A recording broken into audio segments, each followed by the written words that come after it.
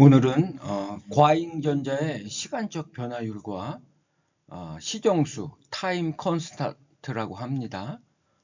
이것도 반도체에서 많이 나오는 개념이 되겠습니다.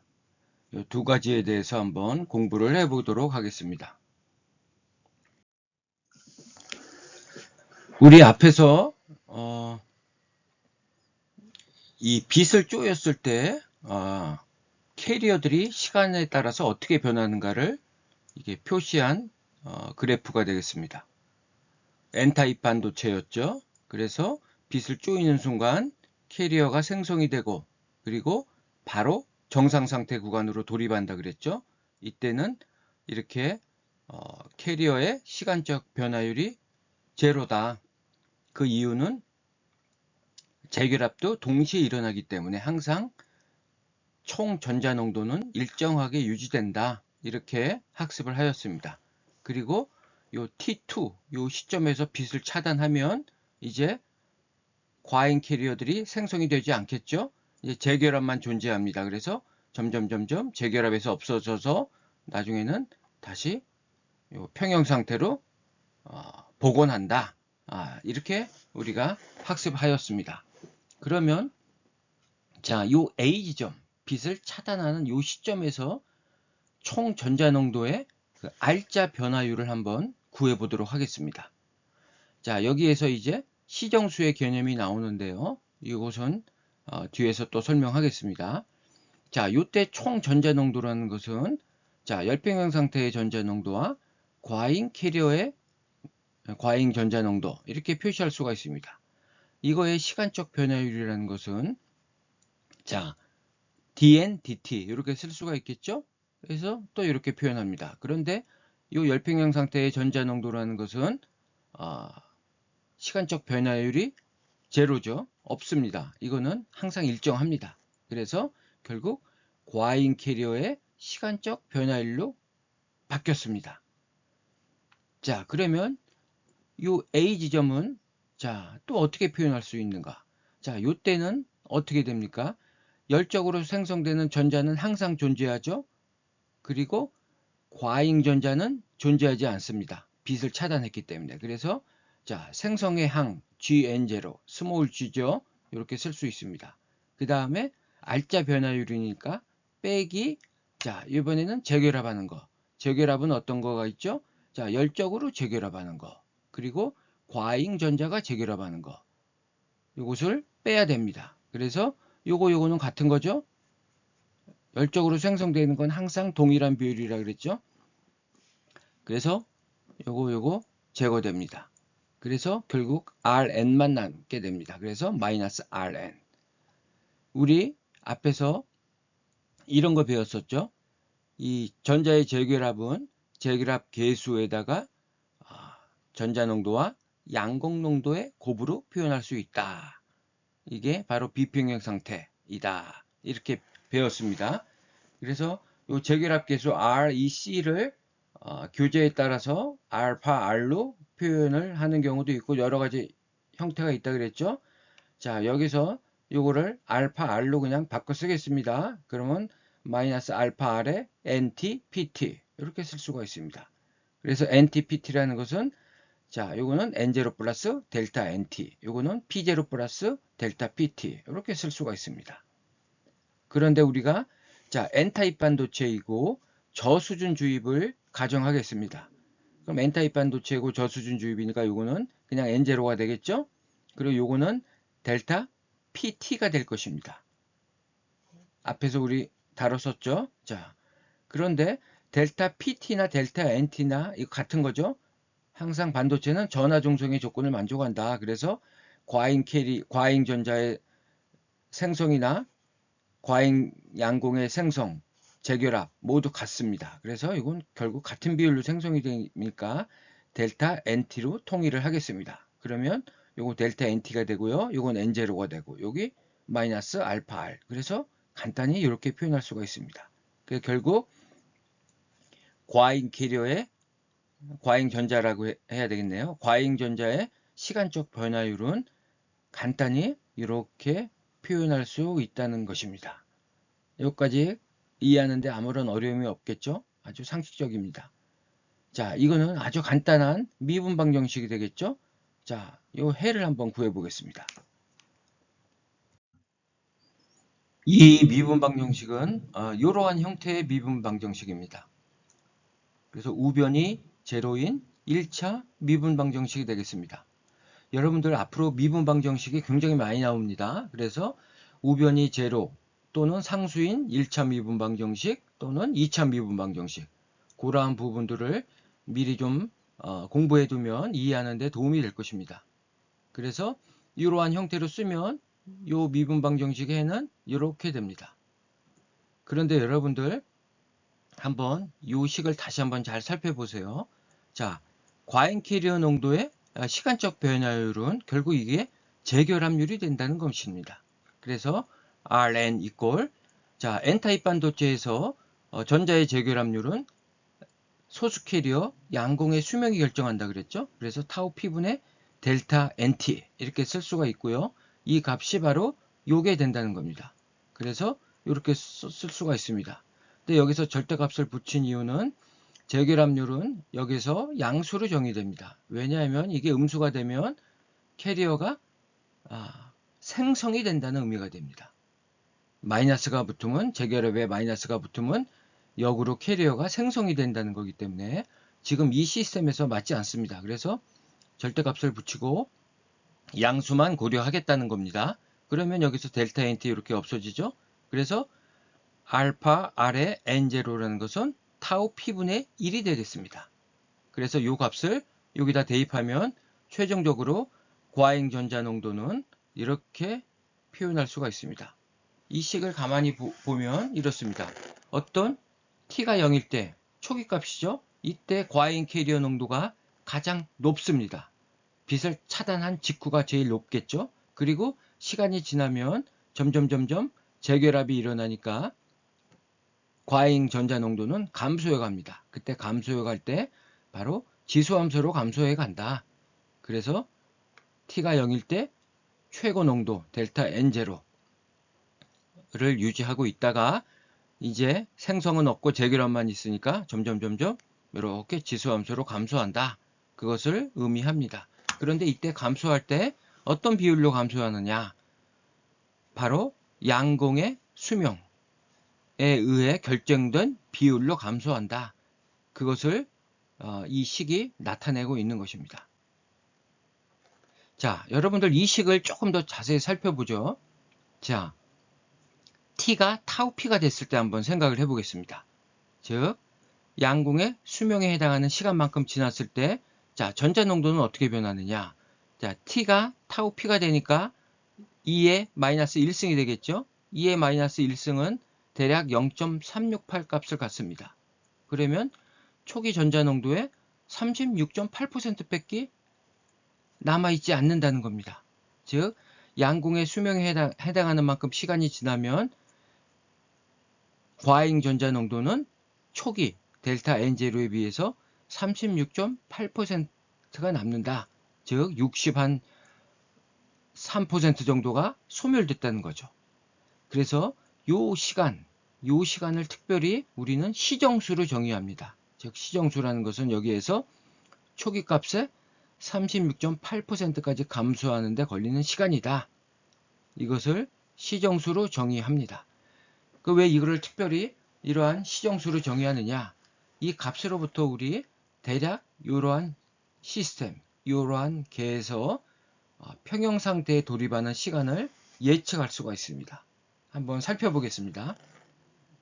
자, T가 2타우 P인 경우에는 어떻게 되겠습니까? 이게 2의 마이너스 2승이 되죠. 그래서 이 값은 0.135가 됩니다. 즉 초기 값에 약 13.5%밖에 안 남아 있습니다. 그 다음에 5타우 P가 되면 어떻게 되겠습니까? 자, 0.0067 델타 N0, 즉 초기 값에 요만큼, 즉 99.33%가 소멸됐다는 겁니다. 과잉 캐리어가 이 정도가 됐다는 얘기는 다 소멸됐다고 볼 수 있겠죠? 그래서 대략 이 상태는 평형 상태로 간주할 수가 있습니다. 즉 N0로 이제 복원이 됐다는 거죠. 과잉 캐리어가 거의 다 소멸됐습니다. 그래서 대략 시정수의 5배 되는 시간이 되면 이 시스템에서는 평형 상태에 돌입했구나, 이렇게 우리가 예측할 수 있다는 겁니다. 그래서 시정수라는 것이 굉장히 중요한 의미를 갖습니다.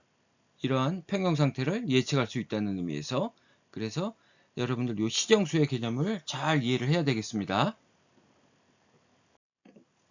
시정수라는 것은 다양한 계에서 다양하게 존재합니다.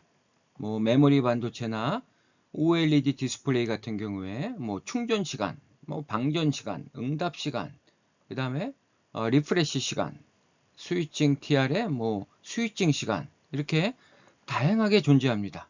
우리 앞에서 배운 것은 재결합과 생성 반응에서 일어나는 시스템계에서 시정수는 소수 캐리어 수명에 의해서 결정된다 라고 배운 것 뿐입니다. 하나의 예를 배운 것 뿐이고요. 여러 가지 다양한 시스템에서 다양하게 존재한다는 것입니다.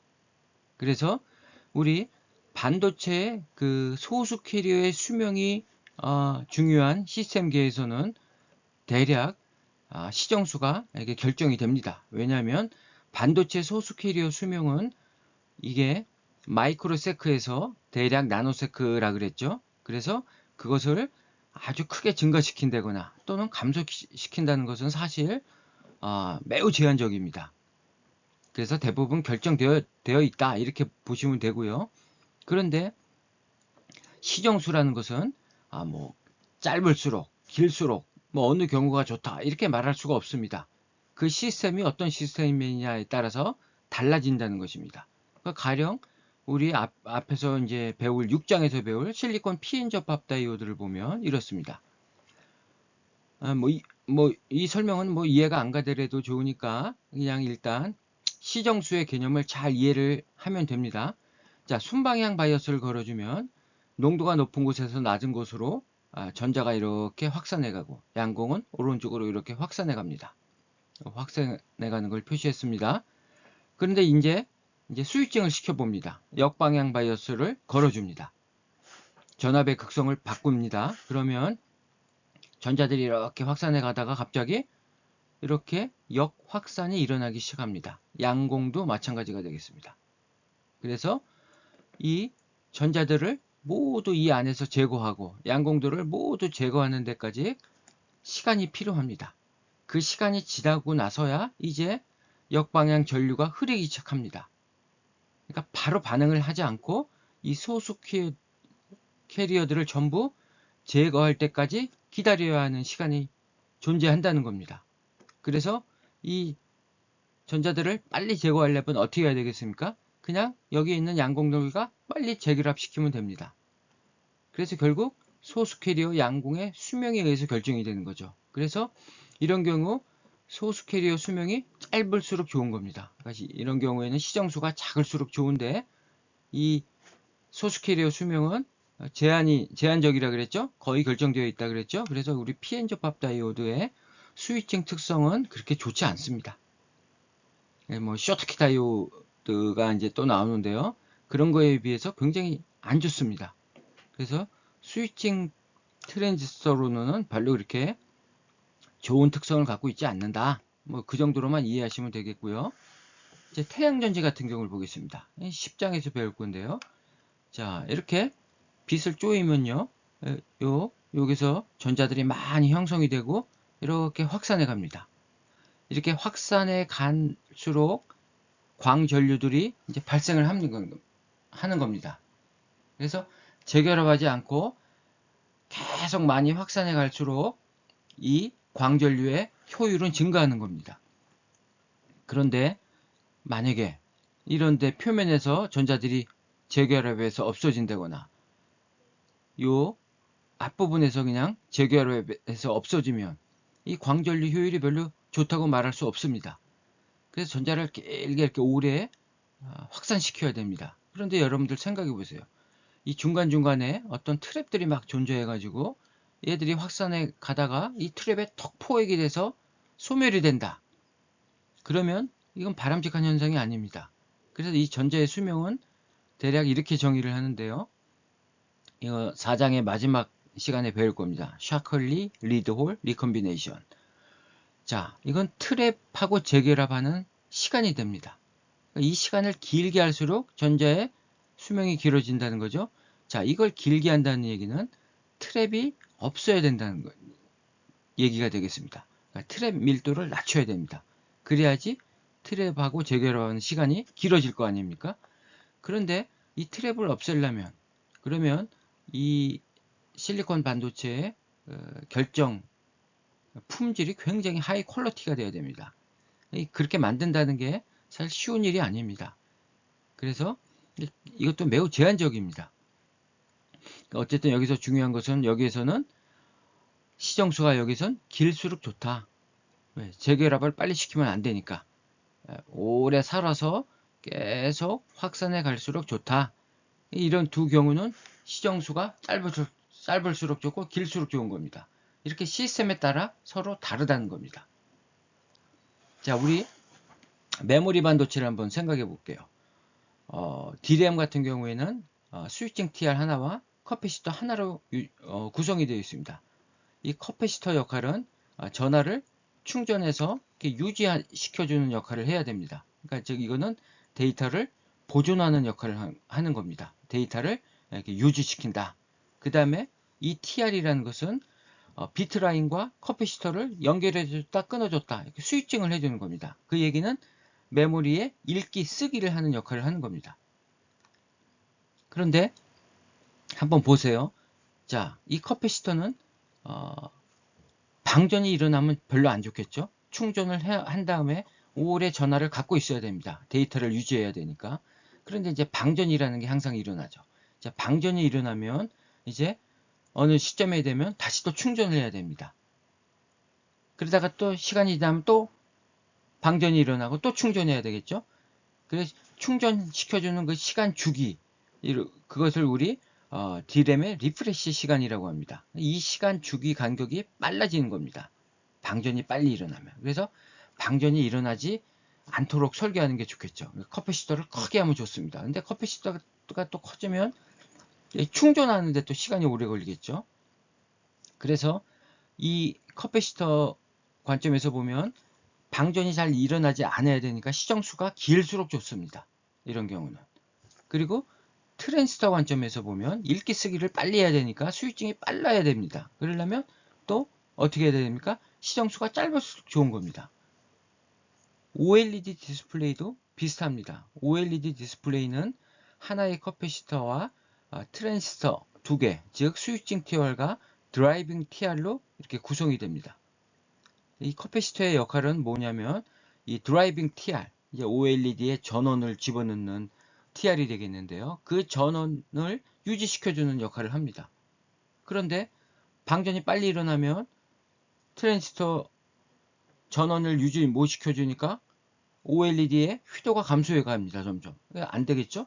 또 빨리 충전을 시켜줘야 됩니다. 그러니까 이런 경우에는 시정수가 길수록 좋은 겁니다.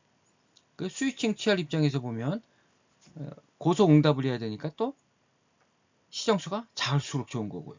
그래서 이렇게 시정수라는 것은 그 어떤 시스템이냐에 따라서 그 다 달라집니다. 짧은 게 좋을 수 있고 큰 게 좋을 수 있고, 그 다음에 그 시정수를 결정해 주는 게 지금 여기에서는 소수 캐리어 수명이지만 아닌 경우도 많이 있습니다. 다른 인자인 경우도 많이 있습니다. 그래서 여러분들 항상 시정수라는 것은 이렇게만 알고 있으면 됩니다. 어떤 시스템에서 평형 상태로 도달하는 데 걸리는 시간을 예측할 수 있는 척도가 된다.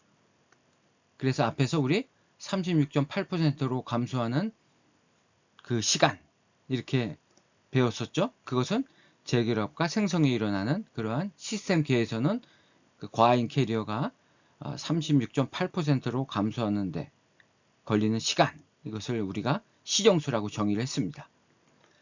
그래서 시정수의 약 5배가 되면 평형 상태에 돌입했다 이렇게 볼 수가 있다 그랬죠. 그래서 각각 시스템에서 따라서 달라진다는 그 정도만 여러분들이 이해를 하고 계시면 되겠습니다. 자, 이제 문제를 한번 풀어보고 이번 시간을 마치겠습니다. 자, 실리콘 반도체의 빛을 조사해서 과잉 캐리어를 10의 15승만큼 균일하게 생성하였다. 빛을 차단한 시점을 0으로 해서 t = 0이죠. 시간이 지남에 따라 과잉 캐리어가 어떻게 변하는지, 또 재결합률은 어떻게 변하는지 각각 구해보아라. 자, 1마이크로세크, 5마이크로세크, 10마이크로세크. 이때 과잉 소수 캐리어 수명은 타우 p = 10의 마이너스 6승, 즉 1마이크로세크죠. 자, 이거는 N형 반도체네요. 그죠? 과잉 소수 캐리어 수명이 양공으로 표현을 했기 때문에. 그럼 우리 앞에서 이식을 사용하면 됩니다. 그래서 t가 1마이크로세크, 즉 10의 마이너스 6승세크죠. 타우 p일 때 이렇게 되죠.